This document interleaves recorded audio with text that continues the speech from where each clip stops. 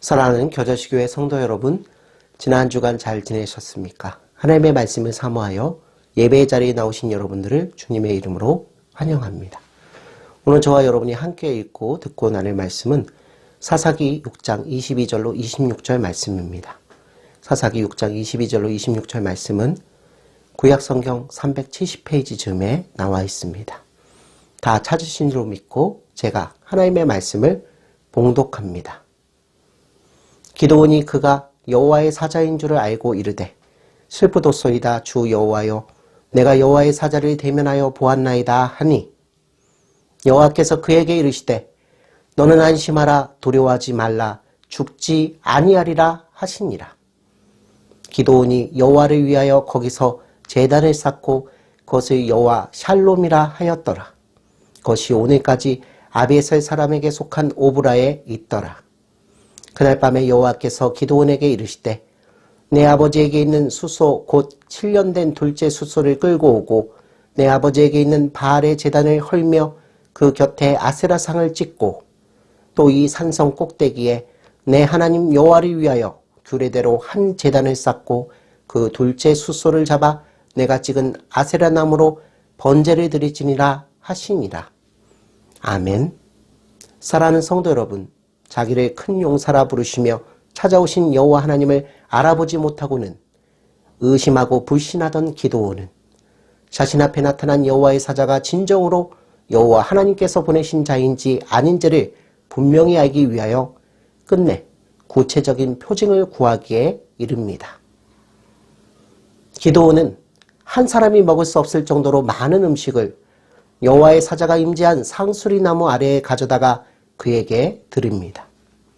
기드온이 이처럼 많은 음식을 여호와의 사자에게 드린 까닭은 오늘 자신의 앞에 나타난 여호와의 사자가 진정으로 하나님께서 보낸 자가 확실하다면 자신이 가져다 드린 음식들을 신적인 권능으로 능히 처리할 수 있을 것이라는 생각 때문이었습니다. 성도 여러분, 기드온의 이러한 생각과 행동은 사실상 여호와 하나님을 깊이 신뢰하며 한 행동이 아니라 인간의 편에서 과연 여호와의 사자가 하나님께서 보내신 자가 맞는가 또는 아닌가에 대한 확신이 필요했기에 행한 것입니다.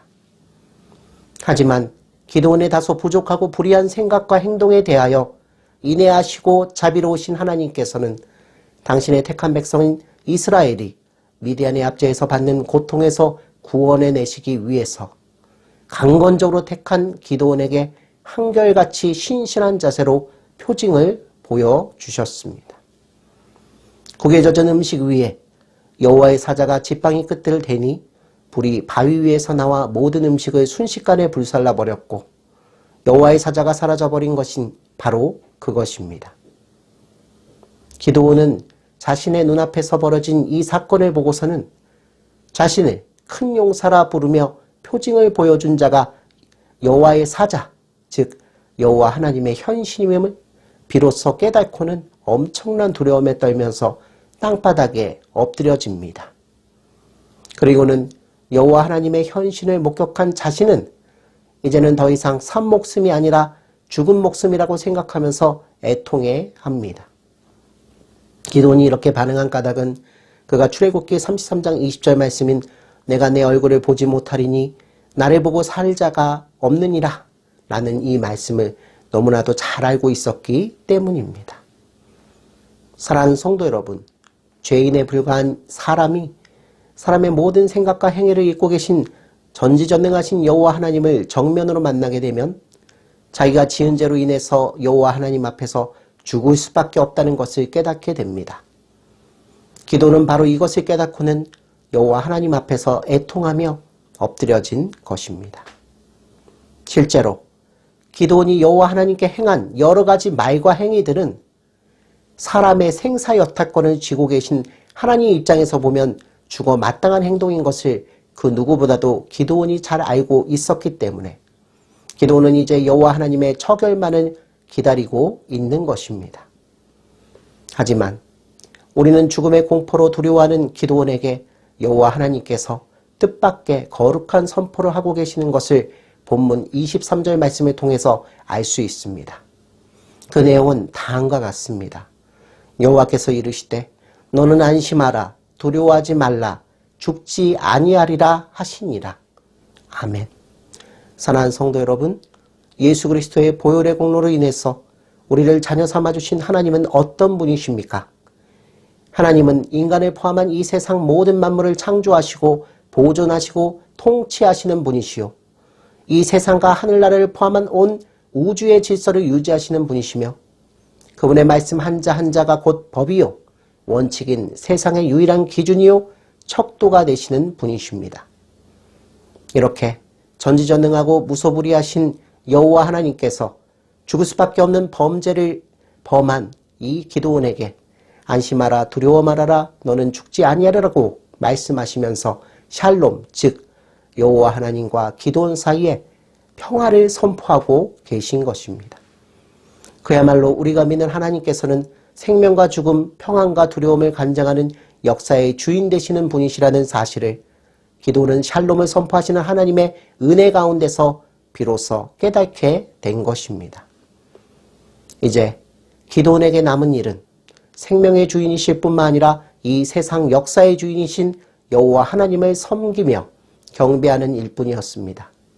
그래서 기드온은 여호와 하나님을 향해서 의심하며 표징을 구하던 상수리나무 아래에 제단을 쌓고 그 제단을 여호와 샬롬이라고 불렀습니다. 여호와 샬롬이란 여호와 하나님은 평강이시다라는 뜻으로 그저 두려움에서 해방된 상태, 평안한 기분만을 말하는 것이 아닙니다.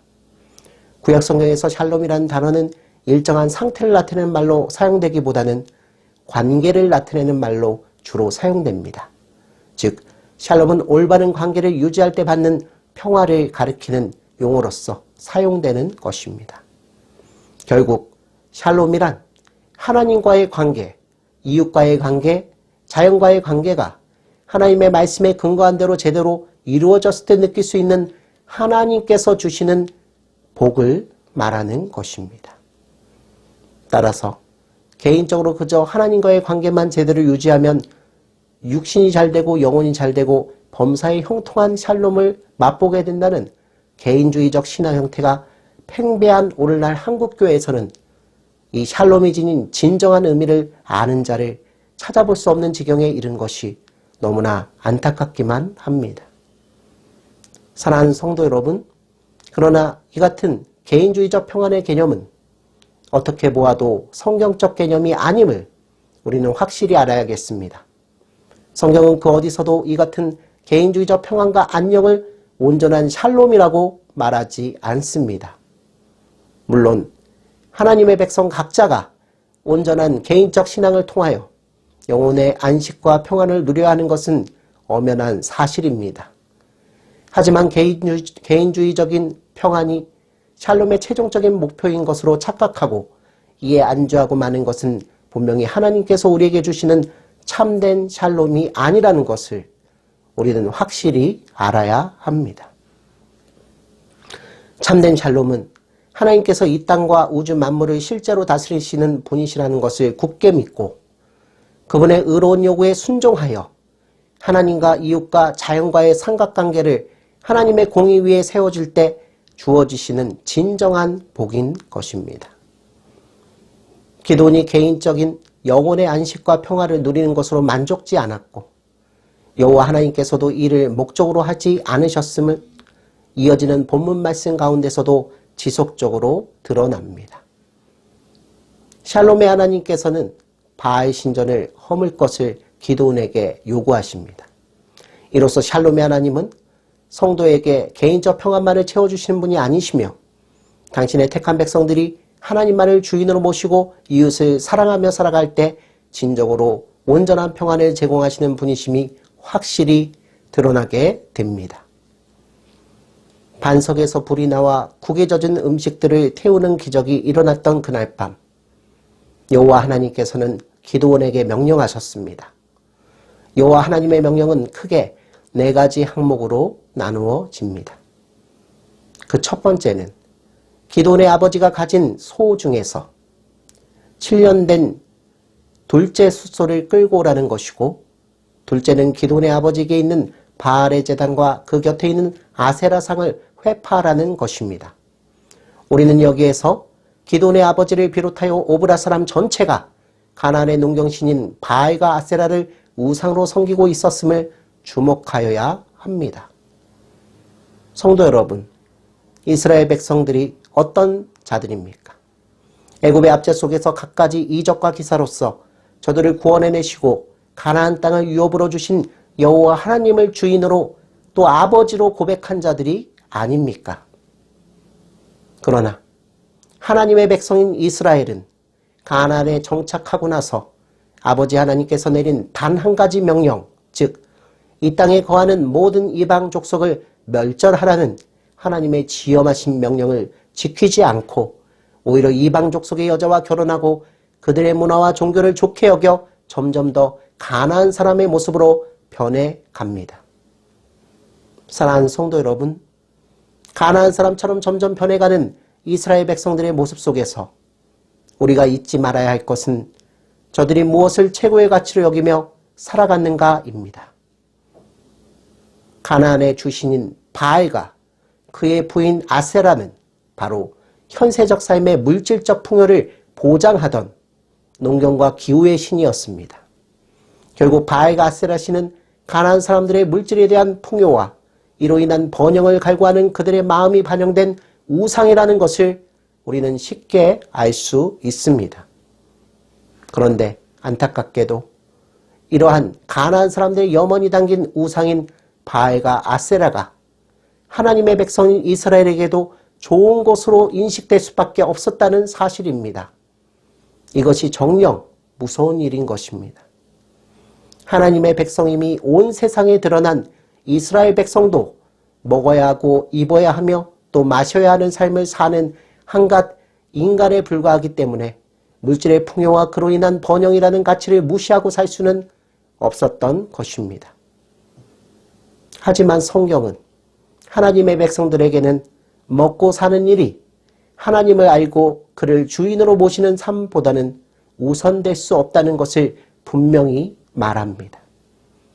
그리고 오히려 우리 주 예수 그리스도께서는 그런즉 너희는 먼저 그의 나라와 그의 의를 구하라. 그리하면 이 모든 것을 너희에게 더하시리라고 말씀하시면서 하나님의 백성들이 하나님이 어떤 분이심을 바르게 알고 하나님 나라의 백성으로서 하나님과 하나님 나라의 공의가 이 땅 위에 이루어지는 것을 염원하며 살아가는 것이 하나님의 백성이 추구해야 할 삶의 우선순위임을 분명히 말씀하셨습니다.